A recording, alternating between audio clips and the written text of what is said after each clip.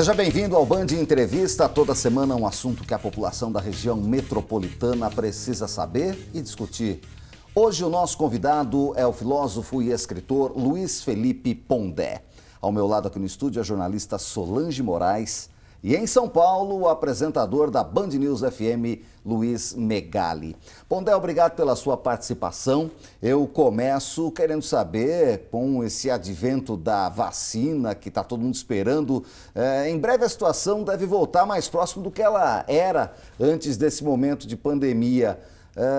O brasileiro vai estar diferente, vai estar igual era, vai ter novo normal ou não vai ter novo normal? Obrigado pela presença. Bom, eu que agradeço o convite, é sempre um prazer estar com o pessoal da Band. Olha, o que a história nos ensina sobre temas relacionados à pandemia e epidemias em geral é que mudanças na sociedade são diretamente proporcional ao tamanho do estrago. Numa linguagem direta e reta, quanto mais a epidemia mata, mais diferença faz em relação à sociedade. Mesmo o tema da desigualdade social, por exemplo, para uma epidemia alterar a relação desigual econômica, ela tem que matar muita gente. E essa epidemia até agora, não fará isso. É claro que cada pessoa que morre é uma perda absoluta, não tem relativização, não tem estatística. Para as pessoas que perdem um ente querido, a mesma coisa. Mas do ponto de vista da questão que você faz, a resposta é provavelmente não haverá nenhuma grande mudança. Do ponto de vista moral, ambientes como o que a gente está vivendo e o próximo pandêmico imediato, em que você tem uma economia combalida, isso sim, essa epidemia, pela velocidade do contágio, pela velocidade com que ela correu o mundo inteiro, ela fere as relações comerciais e produtivas em grande escala, principalmente das populações excluídas da possibilidade de trabalhar remotamente, por várias razões, né, evidentes, materiais, antes de tudo.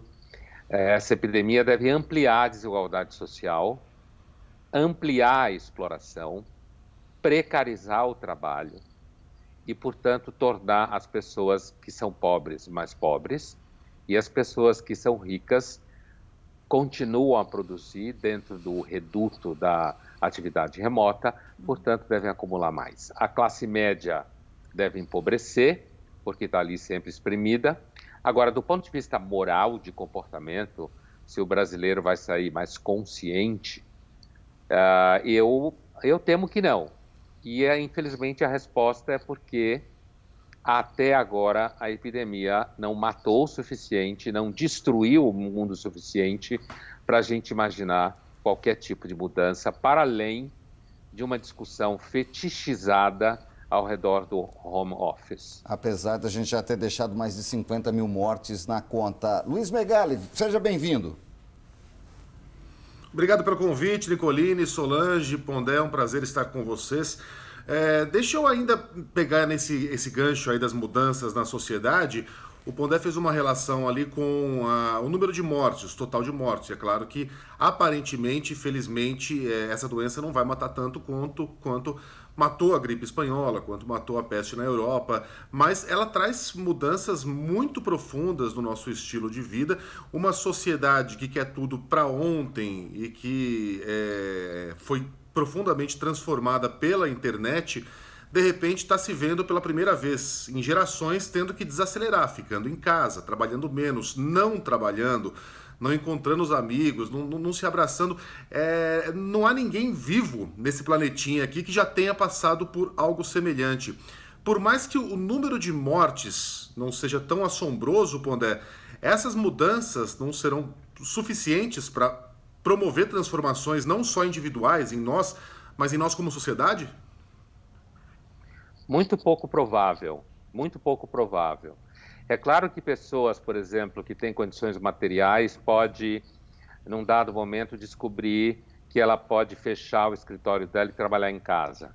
Mas eu acho que as coisas são um pouco mais complexas que isso. Primeiro,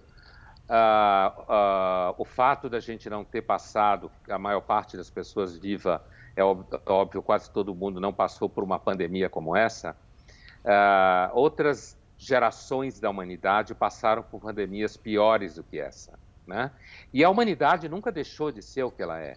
As pessoas nunca deixaram de, em situações de exploração, explorar, em precariedade de trabalho, aproveitar. E elas já estão fazendo isso agora, certo? Já está acontecendo isso agora.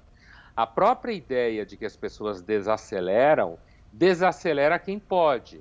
Quem não pode, perde emprego, perde renda, é demitido.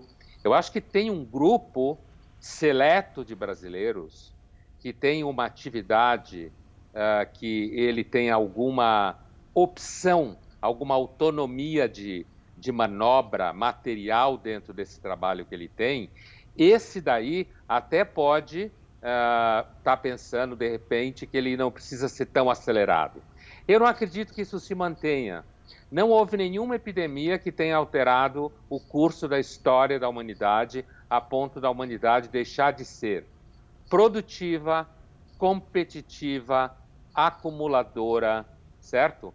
A peste negra que vocês citaram, ela de fato criou uma situação ao redor do século XIV em que morreu tanta gente que o trabalhador braçal, digamos assim, começou a ganhar mais dinheiro, digamos assim. Porque 1/3 da população, mais ou menos, tinha morrido, então você alterou. Então, na verdade, Megali, a minha impressão é de que essa ideia de que vai ter mudança é marketing, tá? É marketing das marcas, é marketing que nos oferece uma espécie de sensação de que nós somos especiais. Nós não somos especiais. A espécie tem mais de 100 mil anos, já passou por um sem número de epidemias antes dessa e nunca deixou de ser uma espécie, como eu disse, competitiva, em grande medida acumuladora. Agora, sim, sem dúvida, por exemplo, educação. Vamos pegar um exemplo. Educação é um exemplo que eu conheço muito de perto, né? A educação, você tem aí, não tem mais do que 35% dos jovens brasileiros tendo acesso à educação remota. E, no entanto, todo mundo fala de educação remota como se fosse uma coisa instalada. Não é. Mais da metade dos jovens não tem acesso à educação remota. Não tem computador, não tem provedor que aguente.